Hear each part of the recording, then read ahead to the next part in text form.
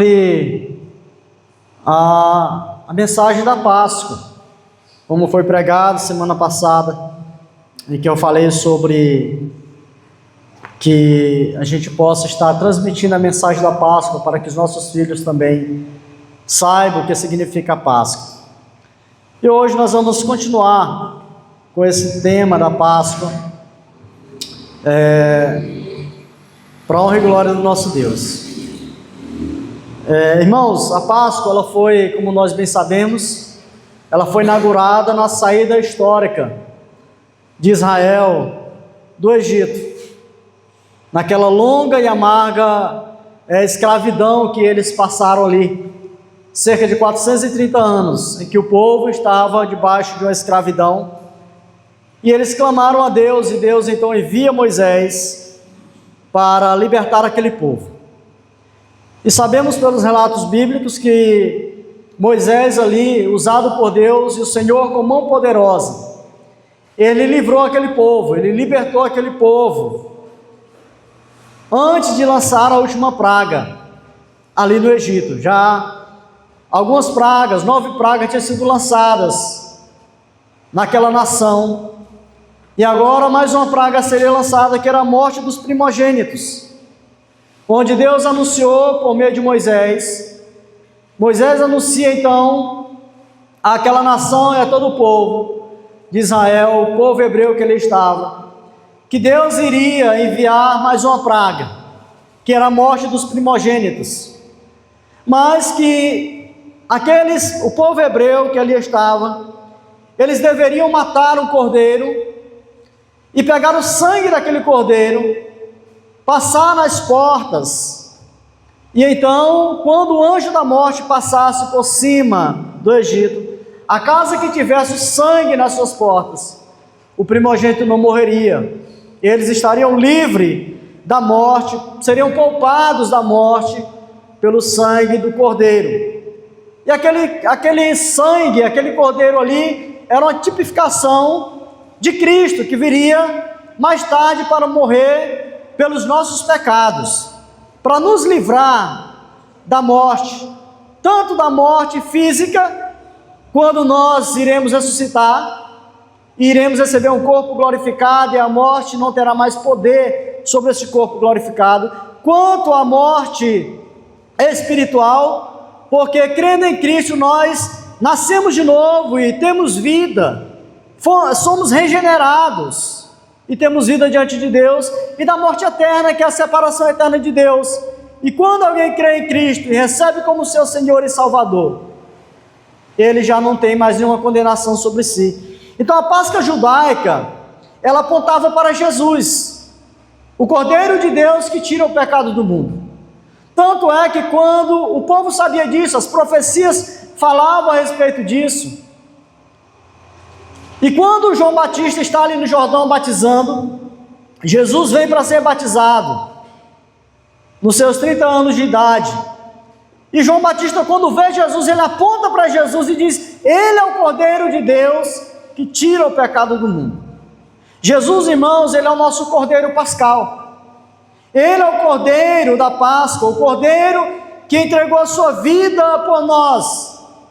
E no cenáculo, antes da sua morte, na noite que foi traído, Jesus, ele tem uma ceia com seus apóstolos, com seus discípulos, seus amigos, e ele então inaugura o sacramento da ceia, e firmou uma nova aliança, onde ele pega o pão, e ele parte aquele pão entre aqueles discípulos, e diz: comei, é a minha carne.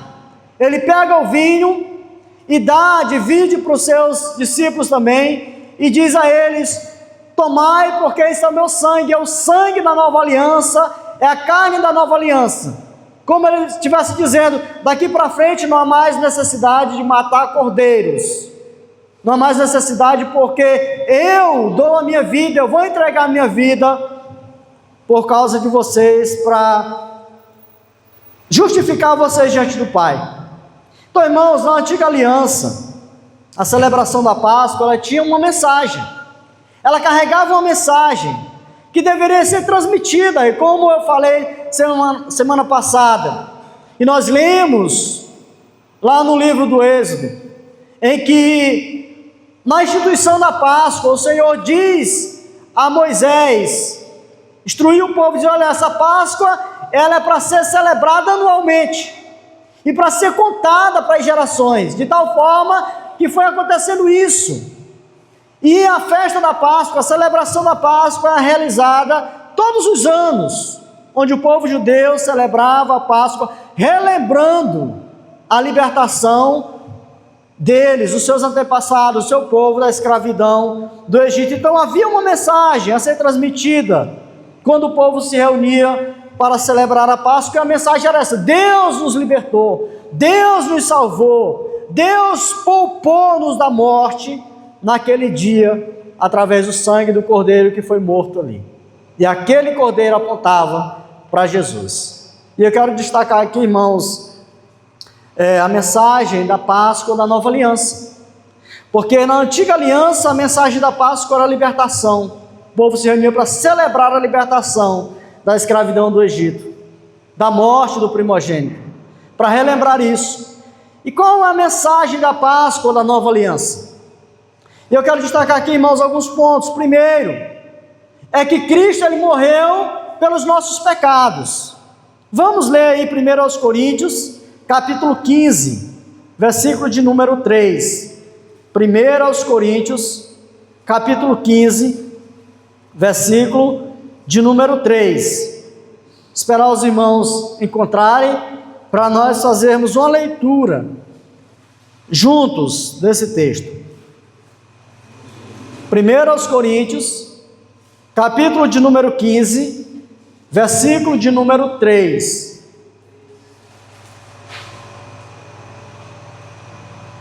Os irmãos encontraram? Amém. Vamos ler, vamos lá todos juntos. Antes de tudo, vos entreguei o que também recebi, que Cristo morreu pelos nossos pecados, segundo as Escrituras. Então, irmãos, Cristo morreu pelos nossos pecados. Ele é o Cordeiro Pascal. Ele, naquela Páscoa, ele morreu pelos nossos pecados. A morte de Cristo, irmãos, ela não foi um acidente. Não foi acidental a morte de Cristo. Como Paulo diz aqui, ele disse: segundo as Escrituras, segundo foi ensinado, foi transmitido pelas Escrituras, ele morreu. Portanto, a morte de Jesus, ela não foi um acidente. Jesus ele não morreu porque ele sucumbiu diante do poder de Roma. Jesus não morreu, irmãos, porque Judas o traiu por ganância, por interesse financeiro. Não foi. Jesus não morreu porque o Sinédrio entregou ele por inveja, por ciúmes do que Jesus estava fazendo, por ciúmes de que Jesus estava agrupando diante de si muitos seguidores, por ciúmes. Não foi. Jesus não morreu, irmãos, também. Não foi porque Pilatos o condenou de forma covarde. Não foi. Jesus morreu porque o Pai o entregou. João 3,16 diz: porque Deus amou o mundo de tal maneira que deu o seu Filho unigênito para que todo que nele crê não pereça, mas tenha vida eterna. Cristo morreu pelos nossos pecados. Cristo morreu, irmãos, pelo meu pecado e pelo seu pecado. Cristo morreu pelos pecados das ovelhas do Senhor. Ele morreu porque ele se entregou. Ele mesmo se entregou. Ele morreu porque o Pai entregou. Ele morreu porque ele mesmo se entregou de forma voluntária. Em João, no capítulo de número 10, o próprio Jesus ele vai nos dizer, nos versículos de número 17 e 18, dizendo: por isso o Pai me ama, porque eu dou a minha vida para reassumir. Ninguém a tira de mim, pelo contrário, eu espontaneamente a dou. Cristo, irmãos, não morreu como Marte, mas ele morreu como nosso Redentor. Ele morreu pelos nossos pecados. Ele morreu porque os nossos pecados foram lançados sobre ele. Ele morreu porque a iniquidade de nós todos como foi profetizado por Isaías, no capítulo 53, estava sobre ele. Ele morreu porque ele carregou no seu corpo o nosso pecado. Ele morreu, irmãos, porque ali sobre o seu corpo, aquele madeiro representava o meu pecado, o seu pecado, o nosso pecado. Ele bebeu sozinho o cálice amargo da ira de Deus. Jesus morreu pelos nossos pecados, ele sofreu o golpe da lei. Ele, em nosso lugar, satisfez totalmente as demandas da justiça divina, aquilo que Deus exigia e exige para pagamento dos pecados, que nenhum de nós poderíamos pagar, que nenhum outro ser humano ou qualquer outro ser poderia pagar, somente Ele, como o Cordeiro de Deus, puro, santo, justo, poderia fazer. Ele morreu pelos nossos pecados. A Páscoa cristã, a Páscoa da Nova Aliança aponta para isso. Essa é a mensagem. O Cordeiro de Deus, ele morreu pelos nossos pecados. O Cordeiro de Deus morreu para nos justificar diante de Deus, que nós vamos ver mais à frente. Então, irmãos, ele é a nossa justiça. Ele morreu pela nossa condenação, pelos pecados que estavam sobre nós. A condenação que nós merecíamos e merecemos porque somos pecadores recaiu sobre Cristo e por isso ele morreu. A morte de Cristo, ela foi substitutiva. Ele nos substituiu a lei. É para isso que aponta a Páscoa da Nova Aliança, a Páscoa cristã. Ele morreu como nosso fiador, como nosso representante. Glória seja dada ao nosso Deus por isso. Ele morreu a nossa morte. Ele morreu para nos dar a vida eterna. Assim como aquele cordeiro que foi morto lá na instituição da primeira Páscoa ainda no Egito, para que através da morte do cordeiro, o primogênito das famílias ali não morresse. Assim como os cordeiros que foram mortos durante todo aquele período da velha aliança até chegar em Cristo, morreu simbolizando Jesus. Jesus morre pelos nossos pecados. Jesus morreu pelo meu pecado, pelo seu pecado, pelo pecado do povo de Deus. É para isso, irmãos, que aponta, é essa mensagem pascual da nova aliança. Tem como símbolo, tem como personagem o próprio Senhor Jesus, morrendo, entregando a sua vida pelos nossos pecados. Segundo lugar, Cristo, ele morreu, mas ele ressuscitou. E ele ressuscitou, ele morreu pelos nossos pecados, ele ressuscitou para nos justificar. Vamos ler, voltando um pouco aí, Romanos, capítulo de número 4, versículo de número 25. Vamos ler todo mundo juntos, novamente, esse versículo, último versículo do capítulo 4 de Romanos, onde o apóstolo Paulo, ele fala sobre a justificação nesse capítulo.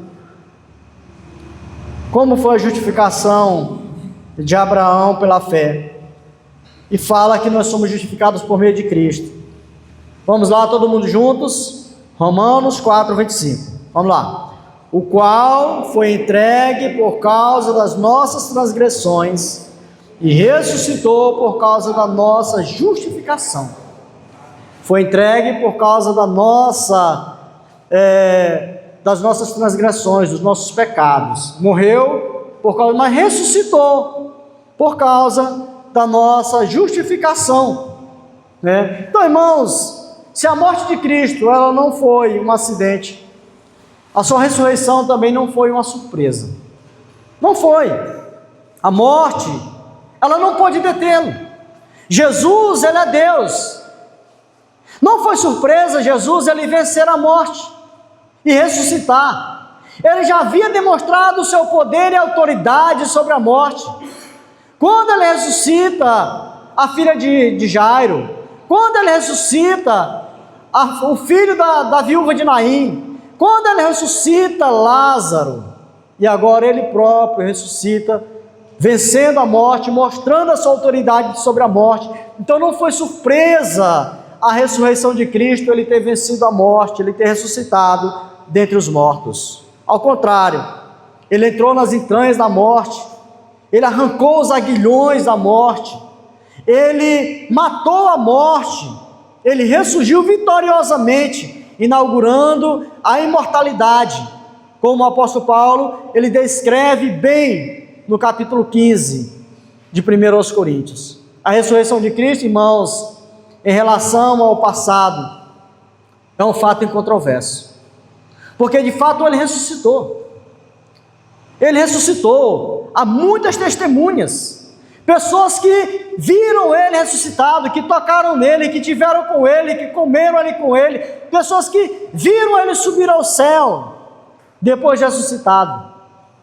Então, em relação ao passado, não há dúvida de que Cristo ele ressuscitou. Em relação ao presente, irmãos, crer que Jesus Cristo ressuscitou é um ato de fé.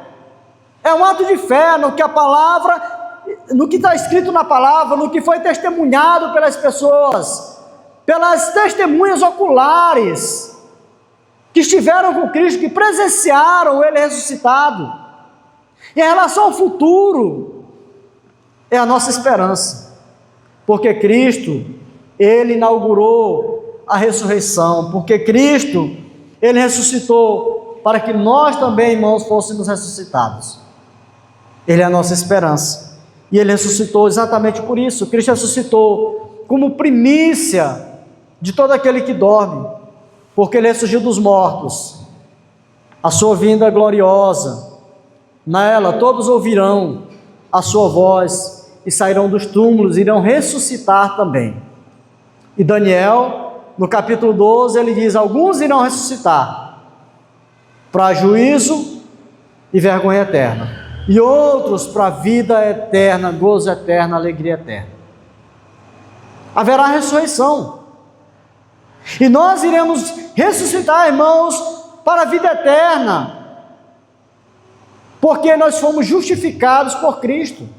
Nós iremos ressuscitar e estarmos com o Senhor para todo sempre, e o que vai nos justificar, estarmos diante de Deus e receber a coroa da vida eterna, é o fato de que Cristo morreu por nós e ressuscitou. Agora não precisamos mais, irmãos, ter medo da morte, pois morrer, como o apóstolo Paulo descreveu para um cristão, é deixar o corpo e estar com o Senhor, que é muito melhor, incomparavelmente melhor do que qualquer vida desse mundo.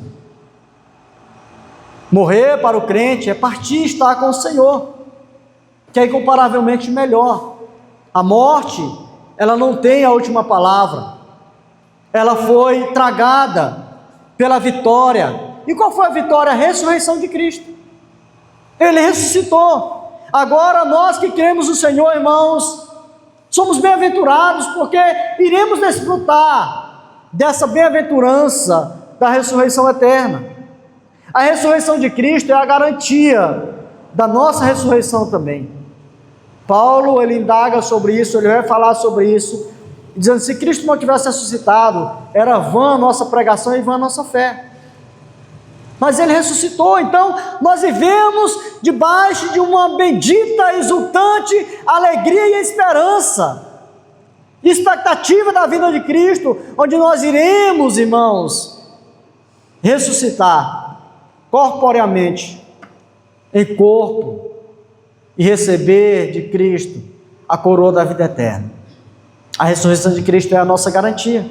Quando Jesus ele voltar em majestade e glória, ele, como o apóstolo Paulo descreve em 1 Tessalonicenses, quando ele voltar, ele diz: aqueles que foram mortos, crendo em Cristo, ressuscitarão primeiro, e aqueles que estiverem vivos serão transformados, arrebatados para o encontro do Senhor nas nuvens.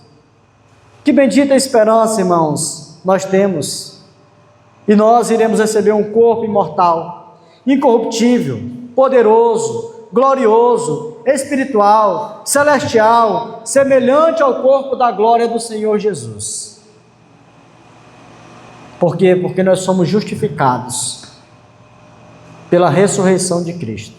Ele morreu pelos nossos pecados, e Ele ressuscitou para a nossa pela nossa justificação. E o que justificará nós recebermos um corpo glorificado e estarmos com o Senhor para todo sempre é a morte e ressurreição de Cristo. É o sangue de Cristo que nos purifica de todo o pecado. Amém? A Páscoa, irmãos, aponta para isso. A Páscoa aponta para a morte de Cristo. A Páscoa aponta para a ressurreição de Cristo. Porque Jesus morreu na sexta-feira, mas ele não ficou no sepulcro. No domingo ele ressurgiu, vitorioso, triunfante, vencendo a morte, trazendo a nós, raiando o sol da esperança para todo aquele que crê. Mas em terceiro lugar, irmãos, para a gente finalizar, Cristo voltará para a nossa glorificação. Cristo voltará para a nossa glorificação. Então a Páscoa cristã da nova aliança aponta para a morte de Cristo por causa dos nossos pecados. A mensagem da Páscoa da nova aliança é essa: a morte de Cristo pelos nossos pecados, a ressurreição de Jesus pela nossa justificação e a volta de Cristo para a nossa glorificação. Vamos ler 1 Tessalonicenses, capítulo 4, versículos 15 a 17. 1 Tessalonicenses, capítulo de número 4, versículos 15 a 17, onde o apóstolo Paulo ele descreve sobre a ressurreição de Cristo. Amém? Vamos ler juntos, vamos lá, 15 ao 17. Ora, vamos lá? 15. Ora, ainda vos declaramos por palavra do Senhor, isto nós, os vivos, os que ficarmos até a vinda do Senhor, de modo algum precederemos os que dormem, porquanto o Senhor mesmo, dada a sua palavra de ordem, ouvida a voz do arcanjo e ressoada a trombeta de Deus, descerá dos céus, e os mortos em Cristo ressuscitarão primeiro. Depois nós, os vivos, os que ficarmos, seremos arrebatados juntamente com eles, entre nuvens, para o encontro do Senhor nos ares, e assim estaremos para sempre com o Senhor. Amém. Glória a Deus. Bom, irmãos, é a mensagem da Páscoa. Ela aponta para a volta de Cristo, onde nós iremos sermos glorificados, receberemos um corpo de glória. A volta de Jesus, irmãos, é a parte mais alta da esperança cristã. É o pináculo da doutrina evangélica, é o ápice da história da humanidade. É aí que repousa a nossa esperança. Porque como Paulo, e eu repito, falei agora há pouco, ele falou sobre isso no capítulo 15 da primeira carta aos Coríntios, ele dizendo: olha, se Cristo não tivesse ressuscitado, era vã a nossa pregação e vã a nossa fé. Nós estaríamos vivendo de forma vã, nós estaríamos não aproveitando as coisas desse mundo, não nos guardando para esse dia, mas Cristo de fato ressuscitou, e nós aguardamos o dia da sua vida, porque quando Ele ressuscita, Ele depois sobe ao céu, prometendo voltar, e quando Ele está subindo ali, que está descrito ali nas páginas iniciais do livro de Atos, Ele sobe à vista daquelas pessoas que ali estão, e eles maravilhados olhando, anjos aparecem e dizem: olha, por que vocês estão olhando para as alturas? Esse mesmo Cristo que vocês estão vendo subir voltará da mesma forma, de forma física, corpórea, visível, todo mundo vendo Ele voltar. Ele virá, irmãos. Ele virá para consumar a história. Essa história, ela não é circular. A história, ela é linear. A história desse mundo tem um começo, tem um meio e tem um fim. E o fim da história da humanidade aqui nesse mundo, ela se encerra na volta de Cristo. Como diz o dom sincero lá, pelo que nós temos vendo acontecendo no mundo do espaço, nós estamos na última temporada já dessa história, viu? porque muitas coisas estão acontecendo e estão apontando para a vinda de Cristo. Ele virá, irmãos, para consumar a história. Jesus virá para julgar as nações. As nações serão reunidas, as nações serão julgadas pelo Senhor. Ele virá para estabelecer o seu reino de glória. A igreja lá no início, o povo de Israel no início não compreenderam a primeira vinda de Cristo. Eles queriam que Jesus viesse para libertar da opressão romana, estabelecer o seu reino, mas não era ainda o tempo. O reino de justiça, o reino de glória do Senhor será estabelecido na sua segunda vinda. Ele virá, e a Bíblia diz, quando ele vir, todos os seus inimigos serão colocados debaixo dos seus pés. Ele virá e vai reinar com a sua igreja pelos séculos dos séculos. Ele virá, e Jesus virá, irmãos, de forma pessoal, onde ele virá fisicamente, visivelmente, onde todo mundo irá ver, todo olho verá. Ele virá de forma audível, porque a Bíblia diz que trombetas irão tocar, o despertar, e anunciará a vinda de Cristo, de forma repentina, de forma não anunciada previamente, de forma que dará uma notícia, dizendo é amanhã que Jesus Cristo virá. Esse anúncio tem sido feito de forma progressiva, e Jesus disse, olha, o anúncio da minha vinda é os acontecimentos, mas pegará muito de surpresa. Jesus virá, irmão, de forma inesperada, e ninguém escapará desse dia, seja ele o mais poderoso que for. Não haverá poder, não haverá dinheiro, não haverá status que livrará as pessoas desse dia, do encontro para com o Senhor, onde todos irão encontrar-se com o Senhor. Ele virá de forma vitoriosa, como vencedor invicto, para levar a sua noiva para a casa do Pai, onde ele foi preparar lugar, para levar a sua noiva para o lado do Pai, onde ali não haverá mais lágrimas, ali não haverá mais pranto, ali não haverá mais dor. E é essa a nossa esperança, porque nós sofremos. Esse mundo é um mundo marcado por sofrimento, é um mundo onde nós gememos, onde a própria natureza, ela geme e aguarda ansiosamente a vinda de Cristo. Cristo voltará, ele voltará, irmãos, é a Nova Jerusalém, o paraíso, o céu é o nosso lar, a nossa morada eterna, a nossa herança. Aqui nós somos apenas passageiros, aqui nós somos peregrinos, aqui nós estamos vivendo a nossa vida aqui, a nossa vida limitada, a nossa vida que tem um tempo, o começo, o meio e o fim. Mas quando Cristo voltar, nós iremos receber a coroa da vida eterna, nós iremos tomar posse da vida eterna, na nossa pátria eterna, celestial, permanente. Receberemos todo o consolo que nós precisamos, porque esse mundo é um mundo de dores. Sofremos pelos males que vêm sobre nós, sofremos pelos males que vêm com as pessoas que estão ao nosso redor.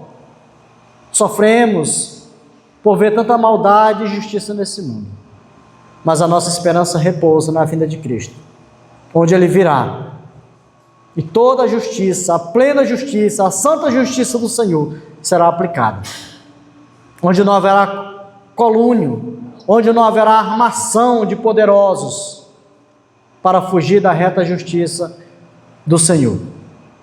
Nós iremos para a nossa pátria eterna, celestial, para o paraíso, o céu. Lá estaremos para sempre com o Senhor, lá estaremos para sempre com Ele. Lá, irmãos, contemplaremos a sua face e nos deleitaremos nele, pelo desdobrar da eternidade, pelo desdobrar infindável da eternidade. Que esperança essa que nós temos. O apóstolo João, ele escrevendo na sua primeira carta, ele diz, de forma até admirável, olhando para essa esperança da vinda de Cristo. Ele diz: vede que grande amor nos tem concedido o Pai, a ponto de sermos chamados filhos de Deus. E de fato somos filhos de Deus, por essa razão o mundo não nos conhece, porquanto não conheceu Ele mesmo. E aí ele diz: amados, agora somos filhos de Deus, e ainda não se manifestou o que haveremos de ser. Sabemos que quando Ele se manifestar, quando Ele voltar, seremos semelhante a Ele, porque haveremos de vê-lo como Ele é. Que alegria, que esperança que nós temos. Portanto, irmãos, a Páscoa cristã, a Páscoa da nova aliança, ela aponta para isso, ela traz essa mensagem. Cristo morreu pelos nossos pecados. Cristo ressuscitou para a nossa glorificação, pela nossa justificação. E Ele voltará para a nossa glorificação. Bendito seja o Senhor, bendito seja nosso Deus. Que o nosso coração, o nosso pensamento esteja alinhado com essa mensagem da Páscoa, e essa é a mensagem verdadeira da Páscoa.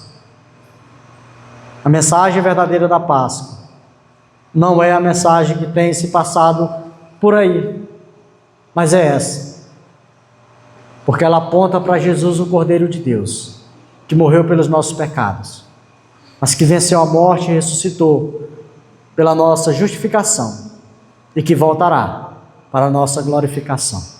Amém? Glória a Deus.